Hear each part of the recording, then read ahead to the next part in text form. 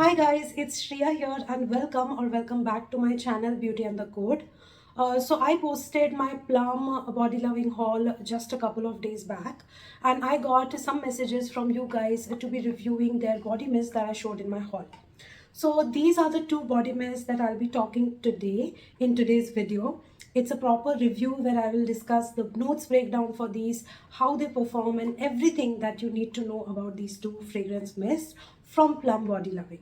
The two variants that we have is Groovy BeachTini and the second one that we have is Gin Calling. So I'm going to talk about these two fragrances and let's begin with the review. Before we do so, make sure कि आपने मेरे channel पे subscribe कर लिया है, you hit the bell notification and you follow me on Instagram. And now let's get started. So let's talk about some common aspects of both of these bottles. These are 150 ml bottles and the MRP is 575 rupees.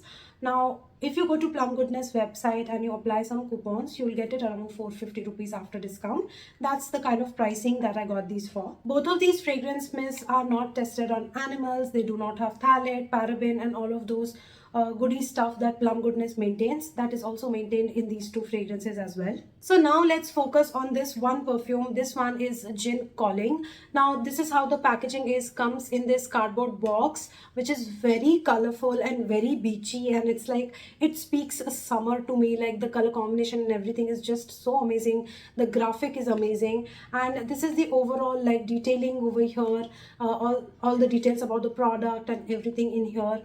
And pricing information and everything is just consolidated in here. After opening, this is how the bottle is sitting inside. So this is how the fragrance mist looks like. It comes in this plastic frosted bottle where you can see how much product you've used. The detailing, labeling is all intact here. All the information is in the behind. So you ideally actually don't need the outer box, right? It is only for the packaging sake. But I just feel that these fragrance mists, they actually don't need the outer box. Like that's just unnecessary. This is the atomizer, which is black in color and diffuses the product really well. So if I have to explain this fragrance, it feels like kind of like a warm, creamy, rosy fragrance with hints and kicks of kind of like ginger. So this one doesn't feel like a fruity mocktail, cocktail kind of something. It kind of has a floral undertone or nuances to it. It definitely has like a zestiness going on, like there's some neroli in here which has this white floral feel to it. Then there is bitter orange, which mixes with ginger and gives it like a bitter opening as well. Then it goes into the floral accords of kind of like rose and jasmine. Then it goes into base notes of cashmere and wood, amber and vanilla.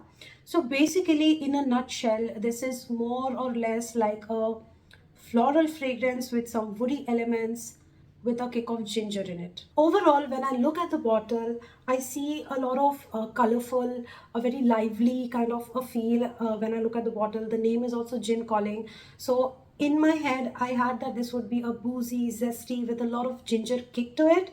But when I experience this fragrance, all I feel is that it is kind of like a rosy, woody fragrance with some maturity to it. I don't find this to be boozy or kind of like a mocktail cocktail of some sort.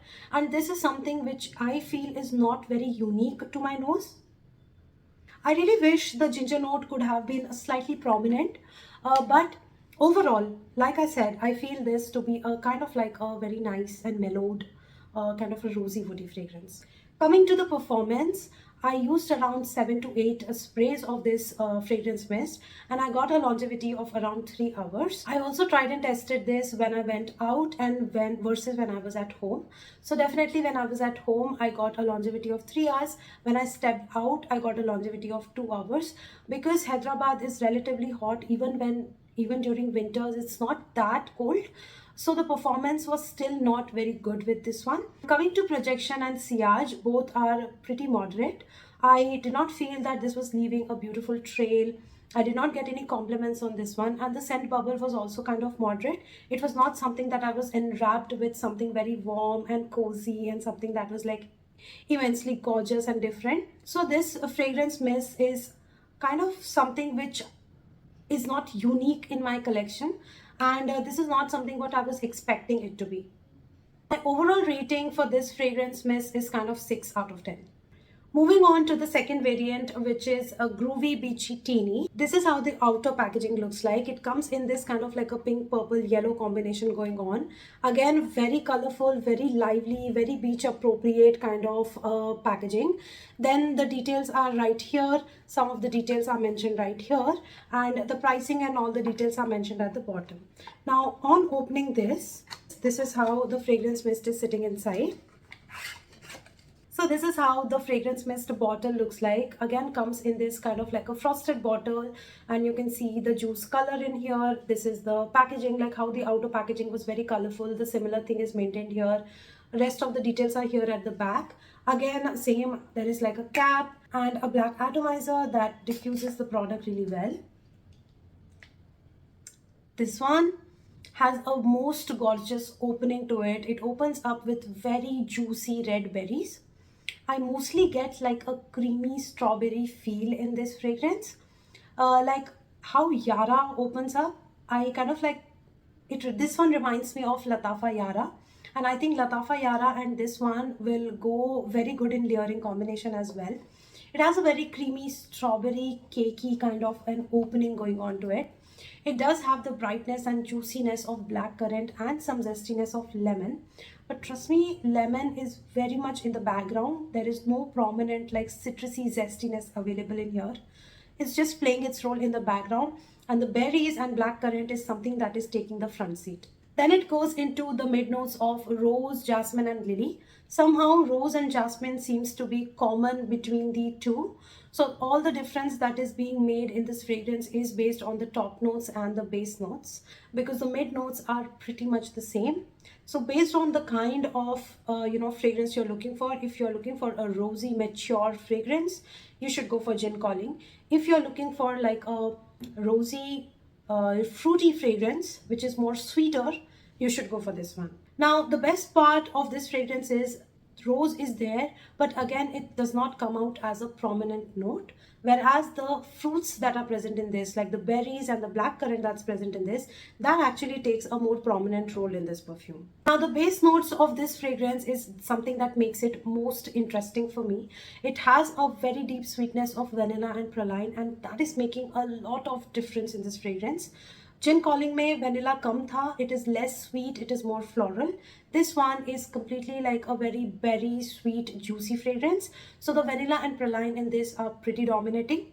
It has this warmth of amber, again same as gin calling, but it also has an element of musk which kind of brings a slight bit of maturity and some powderiness in this fragrance. In the base note, it also has an almond note present in this, which brings in just a bit of nuttiness in this perfume.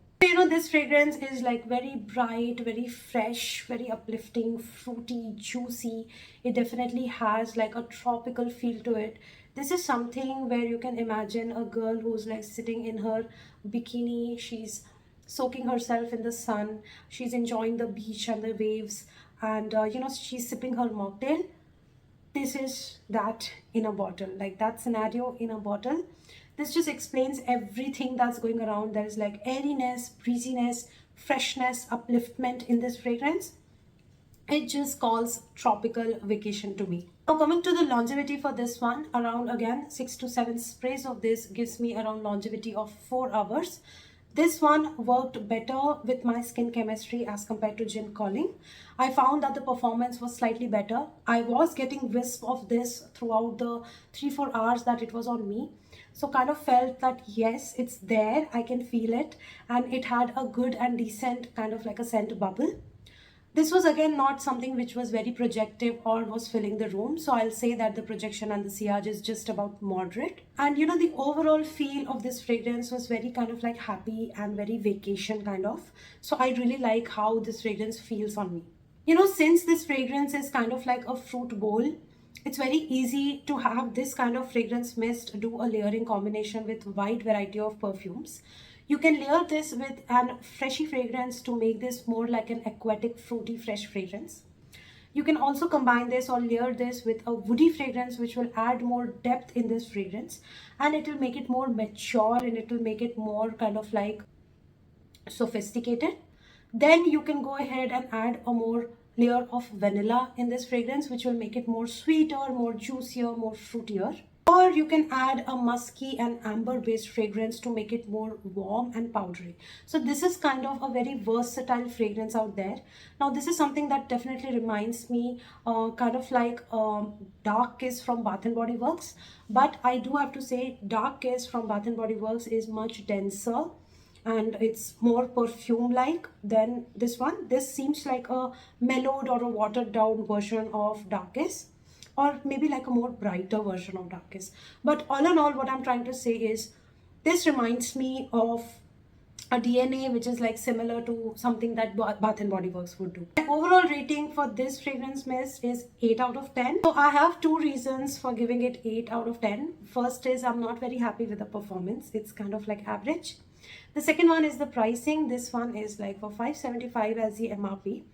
Whereas if you look into the fragrance mist or the body mist that Fog creates, the fragrance mist that so unique brand creates, I think, you know, they are creating better fragrance mists in quality and longevity at a lower price. Their price is around $399.